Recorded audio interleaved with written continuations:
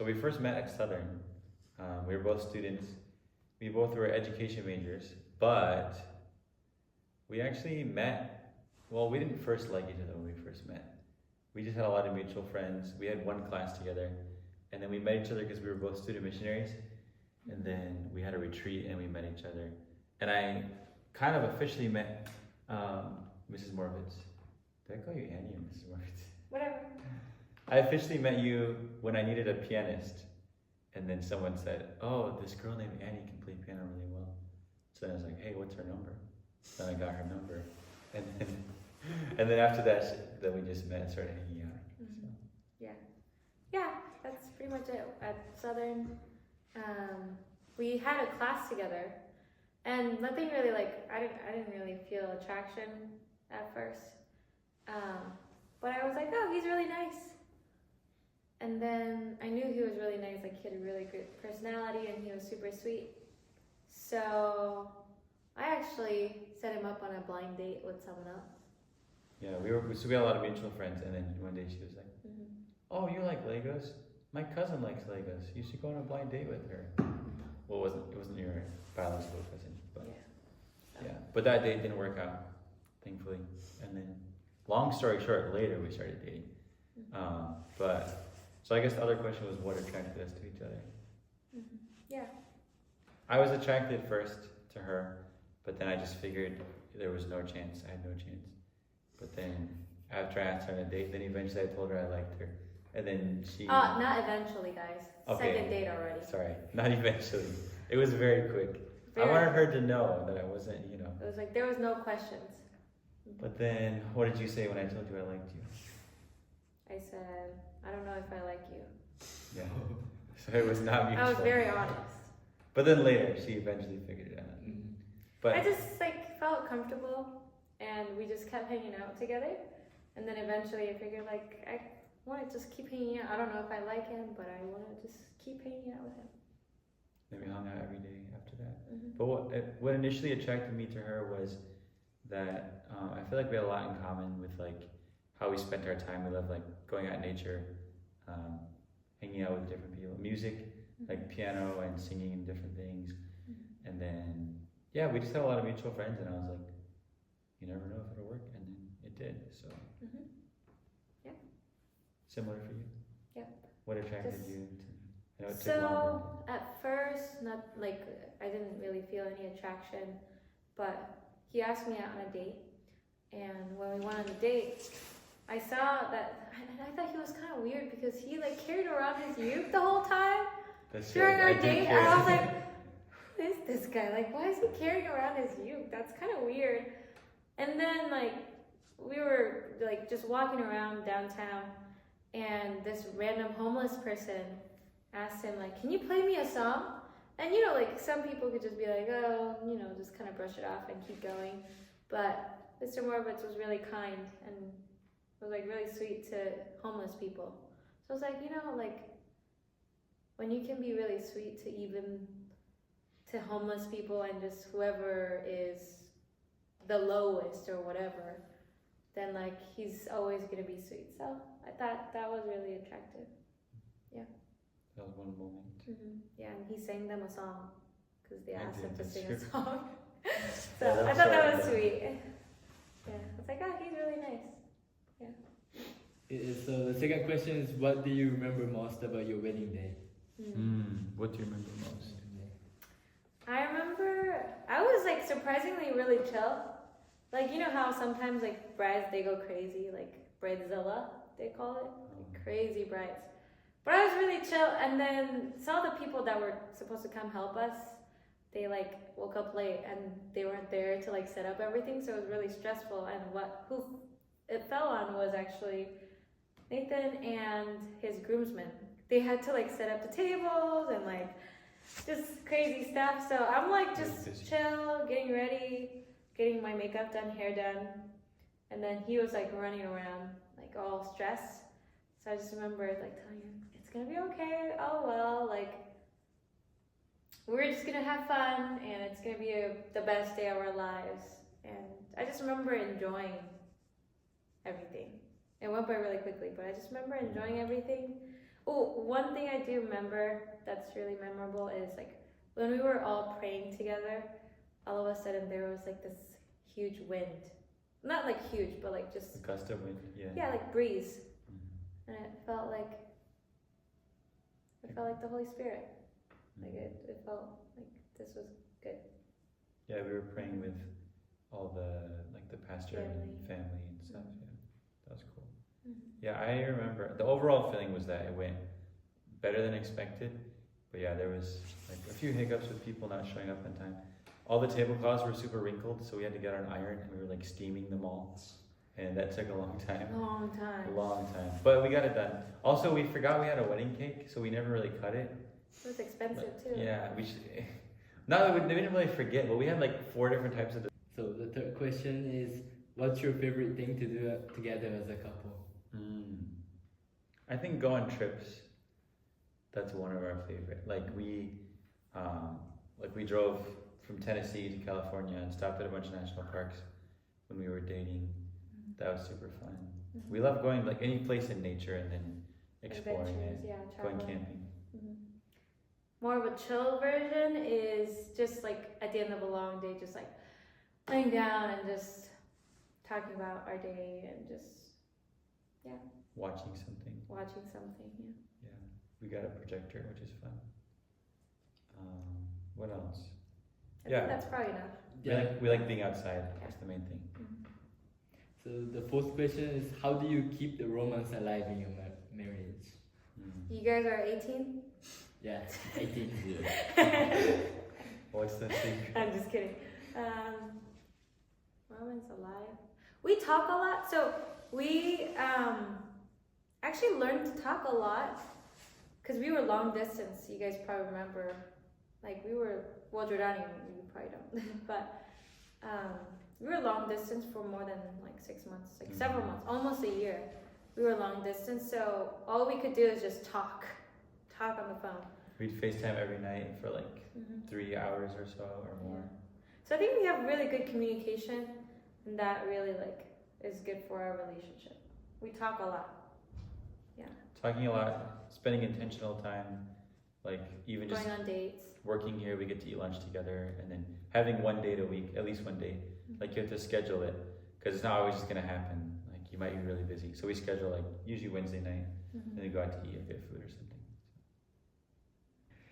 Wait, so the fifth question, what small daily or weekly habits have strengthened your relationship over time? So something that I always would put in my phone is like reminder to pray. Like pray once a day, so we would call each other up and pray for our relationship, which I think is probably the biggest thing. And also with that, just like spending time together, reading the Bible or like talking about our spiritual lives. We try to do that every day. And then we talked about like date. Once a Date week. night once a week. Yeah. Just like get Intentional away about that. and just go somewhere. Mm-hmm. And then something more recent was we've been working out together, because naturally I like almost never work out, but we've been working out early in the mornings, and that's helped a lot because we drive there and then we like work out and then come back. And so probably if you sum that up in 2 words, it would just be like quality time. Like Yeah, just- that's both of our love language. You guys know the love languages? Yeah, Yeah. quality Yeah. time. So that's our spending some spending time. time together. So number 6, how do you divide responsibilities at home, and how has that changed over the years? That's a good question. We kind of So just. Mr. Werwitz does everything I don't want to do. Pretty much is what it is. Do you do everything I don't want to do? No. Oh, okay. That's the But key, he's guys. the sweeter person. So. I do the dishes because I think I'm faster at them. Because I did a lot of dishes growing up because we had a really big family. And I don't like doing this. Yeah, I don't love doing dishes either, but I just like put on something on YouTube and then just do them. But yeah, I think honestly because it depends on like who's working more, how busy we were. Because last year I was driving really far every day, so I feel like Annie did more things. Chores, yeah. But this year my life is more chill, like being a dean and teacher. So we kind of just divided up based on who wants to do what, and but then if I'm really busy, then like she'll step in and do stuff. So And likes too. I like cooking better than that's true. cleaning. And then I don't mind cleaning, he can't cook too well. but I'm so pretty like fast at he, cleaning. cleans really well. If someone cooks, then the other person cleans up usually. Number 7. What's the most effective way you've learned to communicate with each other? Effective way. Effective way.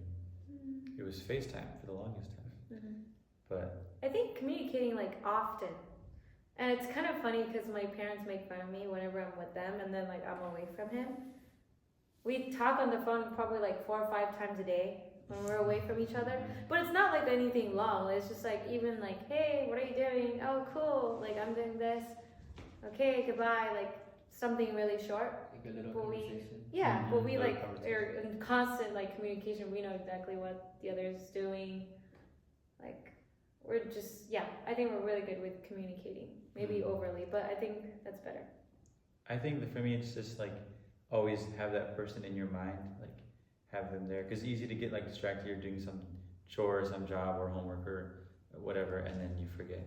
So like, even though we're working at the same place, like sometimes we don't see each other all day. So like trying to text in between class, or I'll just come over here sometimes and like come in the classroom and say hi, or we're in communication all the time. Yeah, I think it kind of came from our long distance relationship.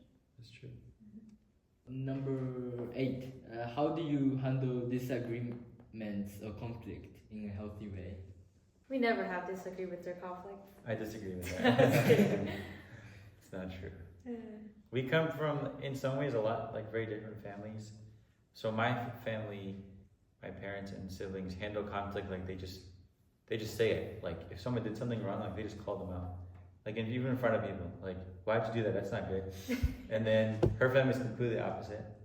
So they're more. We don't really talk about it or like just kind of like forget about it or try not to. Like bring pretend it like up. it's not there.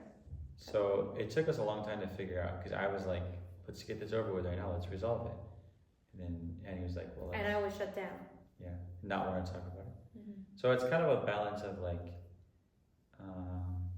well, we both have to be willing to compromise, like bring our opinion, but then consider the other person's opinion too. And then also, I would say, don't talk about controversial things at bad times.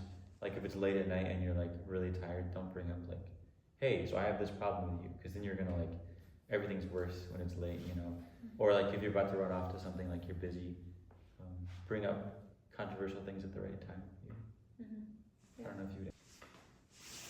Number 9. Can you share a time when you overcome a significant challenge together? Long distance was probably the most significant challenge. So when we started, I was working at summer camp in Michigan, and then she was I was in Korea. in For Korea. the summer. And we would talk a lot, but it was hard because it was like really bad times. I'd stay up really late, and then I'd be tired for work. And then we were kind of growing apart because, I mean, I don't know, you weren't able to like open up maybe because it was like, we were still getting to know each other. Long distance was really hard. And then after that, I was at Southern and she was out here. So it was also long distance. That was really hard.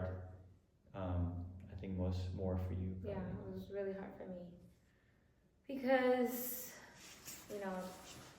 moving out somewhere for the first time after college, and then I had no one out here. Like I didn't No know friends or anyone, family. no friends, no family. And like teaching is not the easiest thing to do.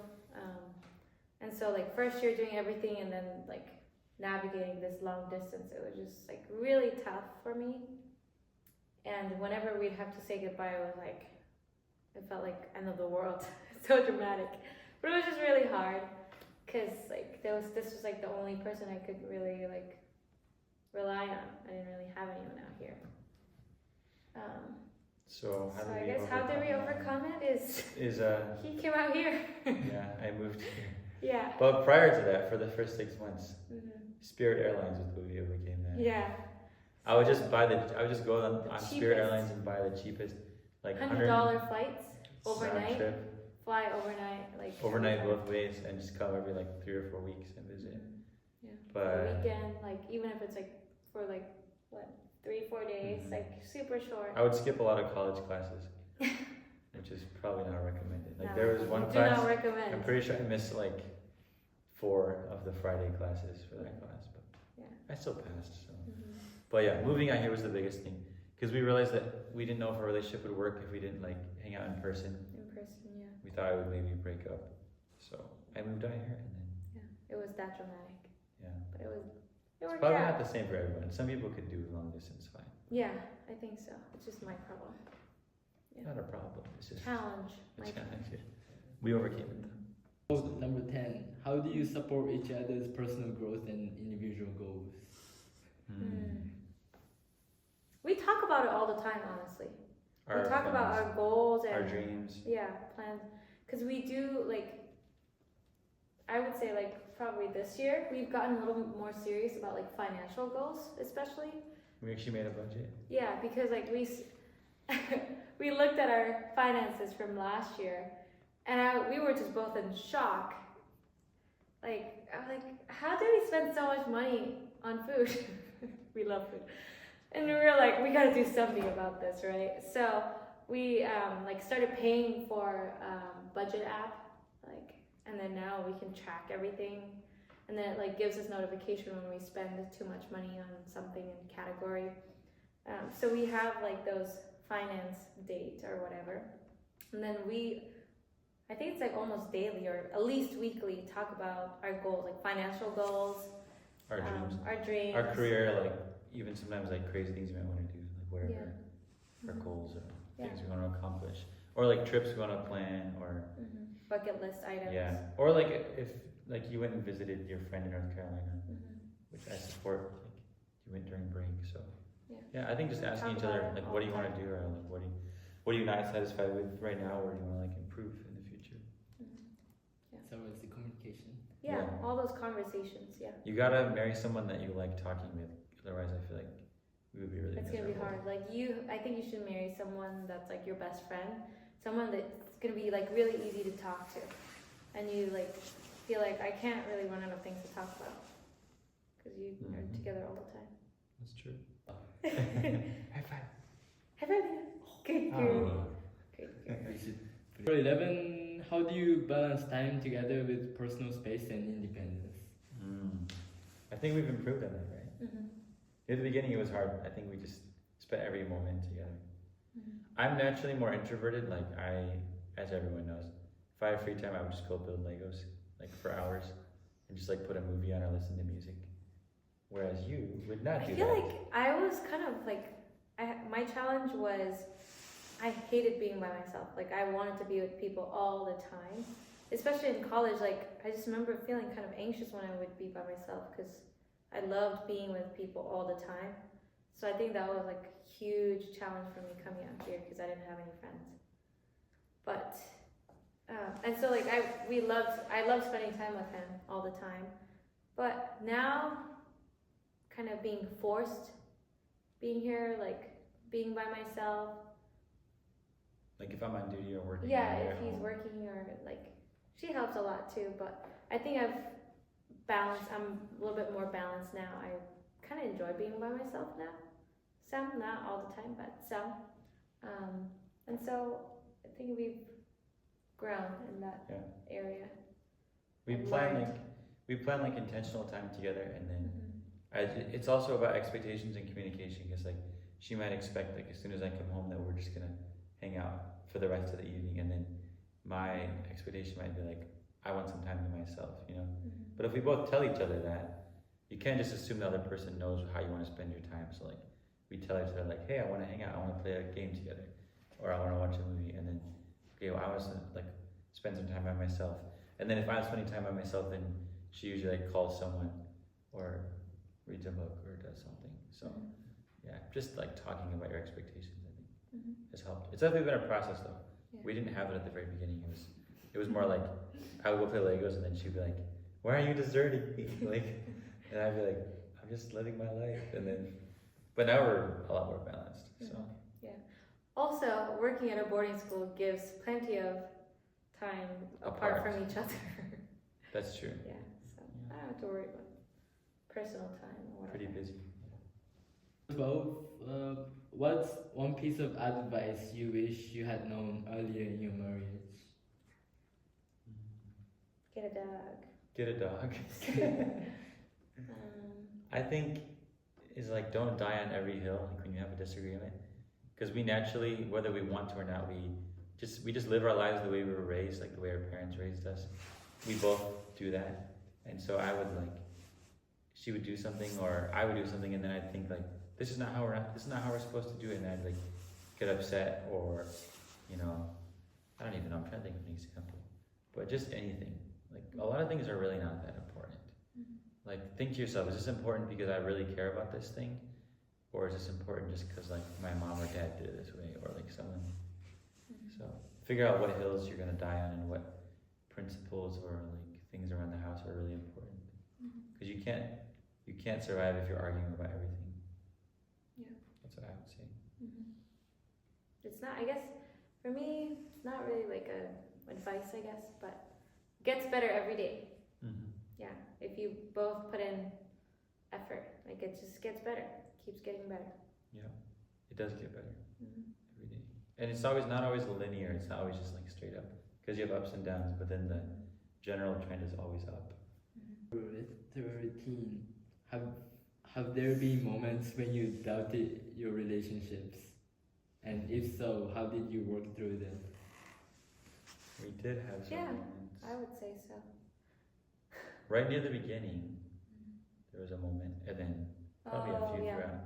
Yeah, in the beginning, I was coming out of this like weird, not even a relationship, but like I was talking to a guy and he had commitment issues, so he couldn't commit. And at that point, I was like, I'm done with boys right now. I'm just gonna graduate and move on.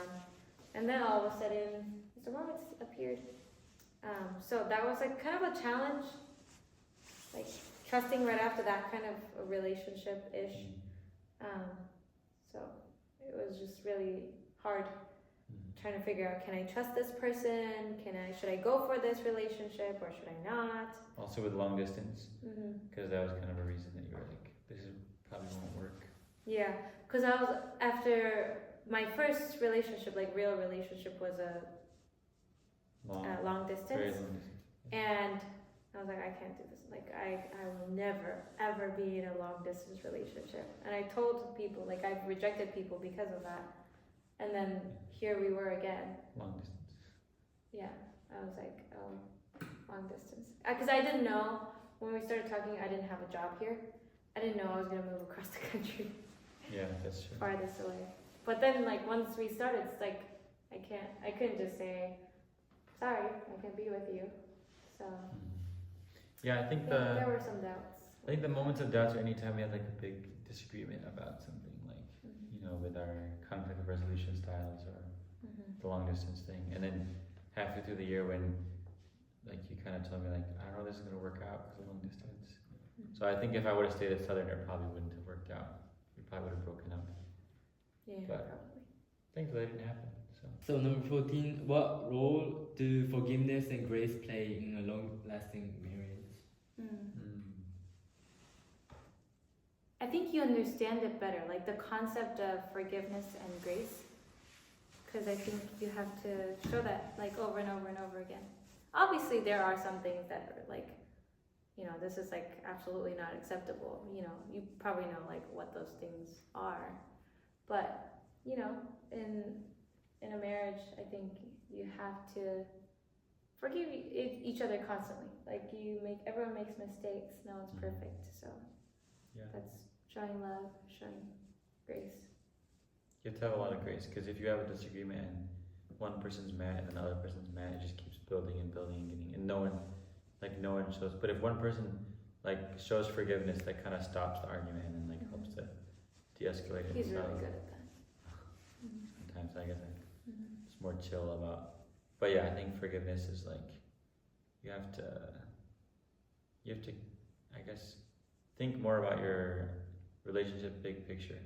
Also like someone said, you're not like, if you have an argument, you're not arguing against each other. If you have a problem, you should like both be attacking the problem, because it's your relationship. Like your relationship is one. It's not like you're two different people. You against the problem. Yes. Not you against each other. There we go. You said that much better. Yeah, that's what. Yeah, that's what it was. So yeah, if you have forgiveness, then you forgive the other person, and then you work to attack the problem together. And then also thinking about like, I think you had a quote sometime when we were dating. Mhm.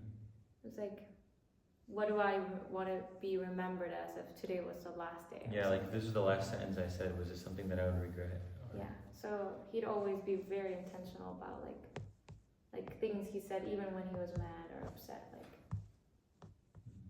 Your words. quick to forgive.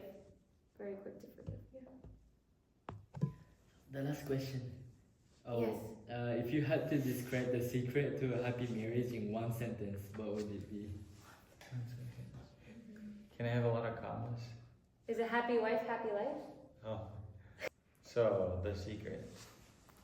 I would say, let me see, one sentence. Secret to a happy marriage. I would say, talk to each other a lot and be intentional with your time and put the other person first.